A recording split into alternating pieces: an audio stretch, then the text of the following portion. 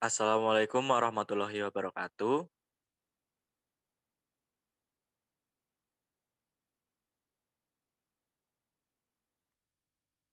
Di sini kami akan mempresentasikan hasil diskusi kami dari kelompok 6 yang beranggotakan Fuad Abdul Baki, Hanif Amin, Hanifah Zakriyatunisa. Disolusi merupakan tahap yang penting ketika melakukan formulasi obat, khususnya bentuk sediaan padat oral, karena proses ini merupakan indikator untuk memprediksi pelepasan atau penyerapan obat in vivo dan bioavailabilitasnya. Faktor yang mempengaruhi pelepasan obat dan mempengaruhi bioavailabilitas adalah tingkat kelarutan serta tingkat permeabilitasnya. Active Pharmaceutical Ingredient API atau zat aktif farmasi yang beredar di pasaran telah dikategorikan ke dalam berbagai kelas BCS. Khusus untuk API dalam BCS, kelas 2 memiliki kelarutan rendah serta permeabilitas yang tinggi.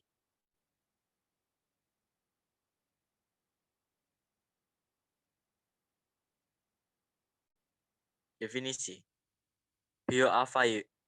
Biowafer dapat didefinisikan sebagai penerimaan dalam hal regulasi, pembebasan atau pergantian studi bioekivalensi dan bioavailabilitas in vivo dengan kadar in vitro ketika kadar hasil in vitro dipercaya dapat mempresentasikan hasil kadar in vivo.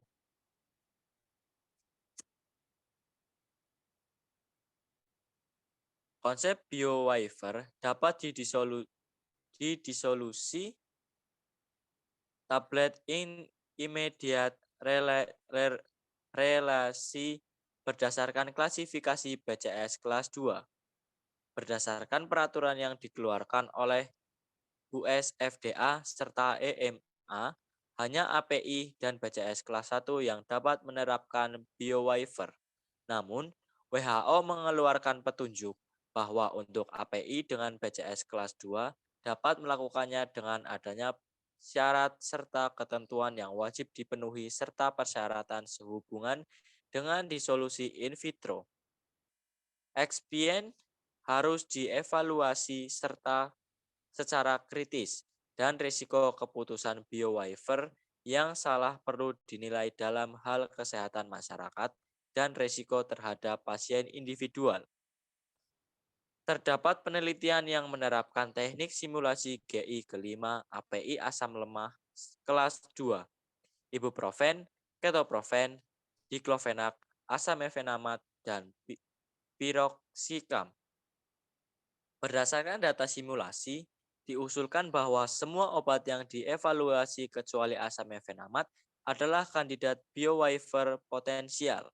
Rekomendasi yang dibuat dalam lokakarya BE dan BCS terkait dengan API tersebut adalah bahwa biowafers mungkin tepat jika data disolusi lengkap diamati sebelum mencapai pertengahan jejunum.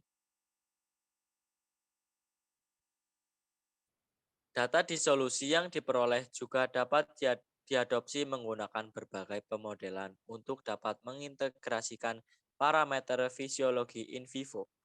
Salah satunya dengan menggunakan pemodelan PBPK, pendekatan alternatif untuk integrasi data disolusi dalam model PBPK tidak berfungsi dengan baik untuk lesinurat, memang untuk obat golongan BCS kelas 1.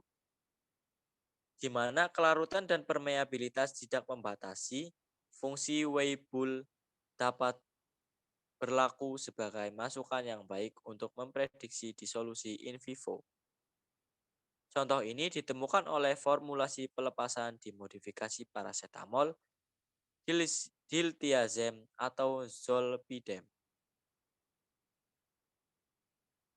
Kesimpulan, disolusi in vitro merupakan salah satu data parameter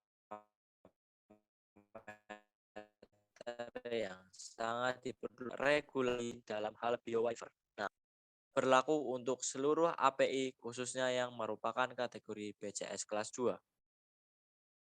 Hal ini disebabkan karena profil kelarutannya yang sangat buruk. Akan tetapi, hal ini dapat ditangani dengan beberapa pendekatan untuk meningkatkan kelarutan dari API yang termasuk dalam BCS kelas 2. Seperti mengecilkan ukuran partikel menjadi ukuran mikro atau nano, teknik dispersi padat, formulasi nanosuspensi, supercritical fluid, rekayasa bentuk kristal, teknik kriogenik, pembentukan garam, hidrotrofi, solid lipid, nanopartikel serta berbagai pendekatan fisik dan kimia yang lain dapat digunakan.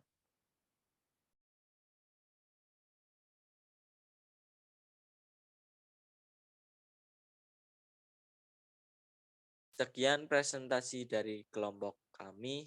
Maaf jika ada kesalahan. Wassalamualaikum warahmatullahi wabarakatuh. Waalaikumsalam warahmatullahi wabarakatuh.